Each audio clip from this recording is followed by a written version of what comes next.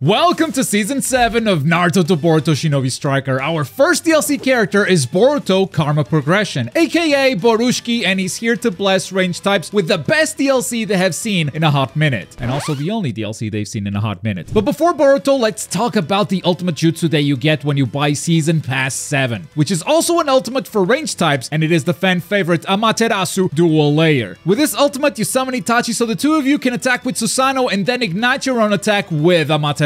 It's really flashy, but it doesn't deal that much damage. Does about 50% with that initial hit, and then the Amaterasu burn will deal damage over time. Despite the big explosion, it can be hard to hit more than one target with this, unless they're really bunched up together. The Amaterasu that comes after the big explosion will catch a lot of them, but most of the damage is on that initial hit, so it's a shame that more often than not, you will only be hitting one character. The range is really good, but it is a projectile that's shot in a straight line, so if the opponent sees it from a distance, it's really not that hard to dodge. And from my experience, the best time to use it is when you're right in their face at melee range, because that will hit the opponent right away and that guarantees that you won't miss. Plus, this ultimate jutsu charges up pretty slowly. The good news is that range types got buffed and they build a lot of ultimate charge this season, so even these slower ultimates are reliable. You can definitely get one of these every single match. The question is, do you want to? I mean, it's got a long build-up time, it's not a one-shot ultimate, plus it can be hard to catch multiple opponents. I don't see the point of this ultimate at all, unless the point is the animation, because that is indeed really cool. Pointless ultimate, but stylish animation. That's my take on this. I promise you though, this is where disappointment ends, because Borushiki might just be the best DLC they have ever released. I am not kidding. When you buy the DLC, you get two hairstyles, and I gotta say it, the second one is dumb. It's a dumb haircut. You know that only looks like that because he's supposed to have a horn right there. Without the horn, it's dumb. I'm sorry. And you also get two Boruto outfits, and one is in better shape than the other, but fun fact, the tethered outfit actually comes with Raijin's knowledge as the bottom skill, which you cannot Shinobi boost into other outfits, so that is something unique for sure. But more importantly, you get his jutsu, starting with Flash Slice. You charge at your opponent, and if you hit them, you'll teleport and follow up with an overhead attack. It doesn't sound like much because the description forgot a few details. First of all, you're armored. You cannot be interrupted while dashing in, which for a range type is very unusual. And it's also a massive counter to so many defensive jutsu. First of all, it's unblockable, so bye-bye Susanoo armor. But it's not just that. Even jutsu like Sukuno Hikona or even Sharingan get absolutely deleted by this. A counter to Sharingan.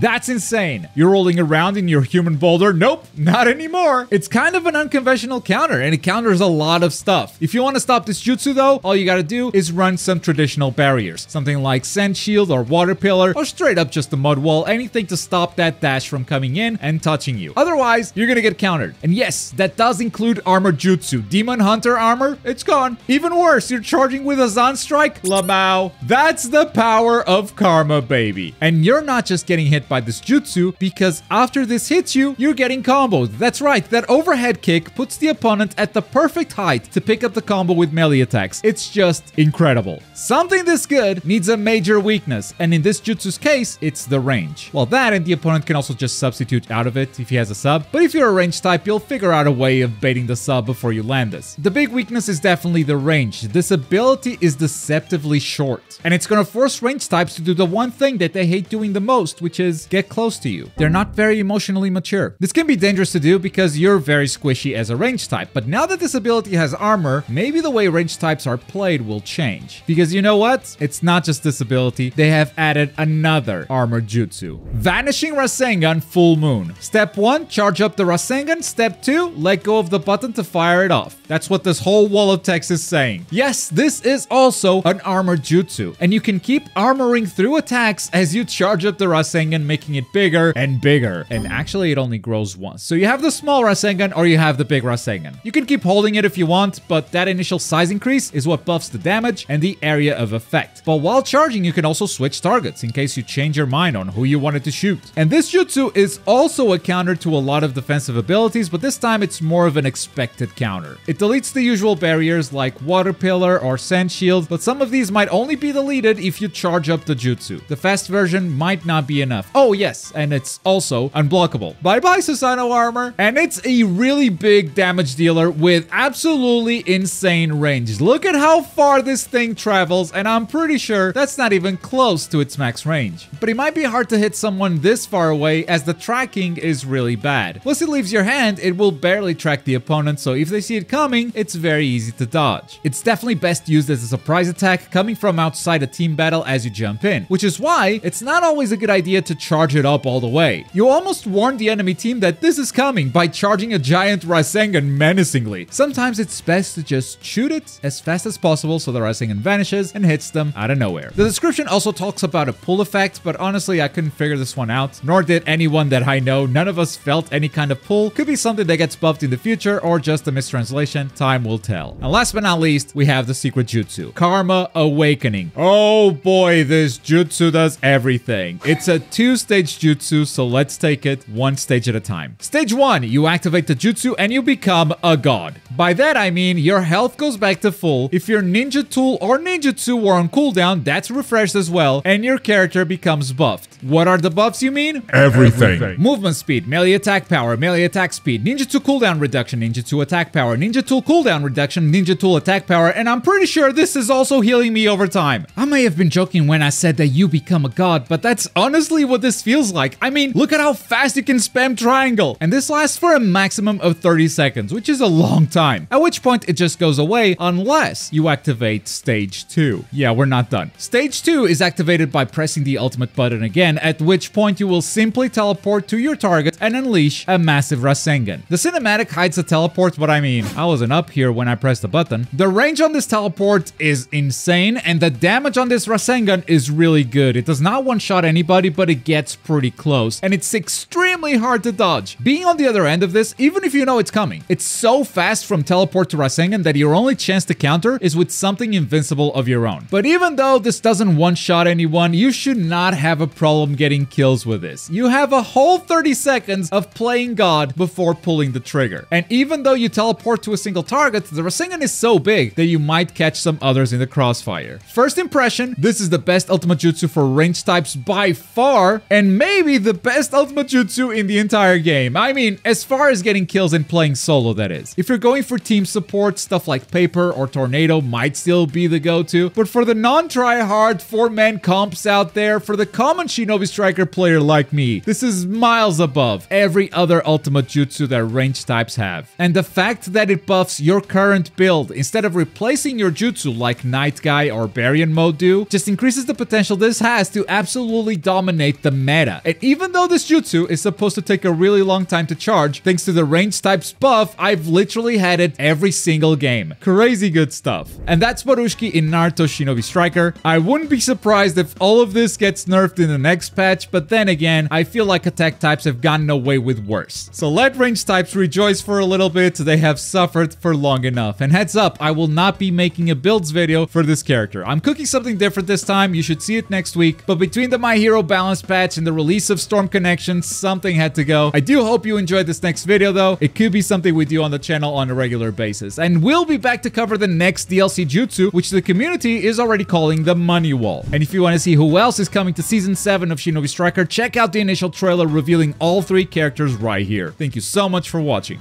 Bye.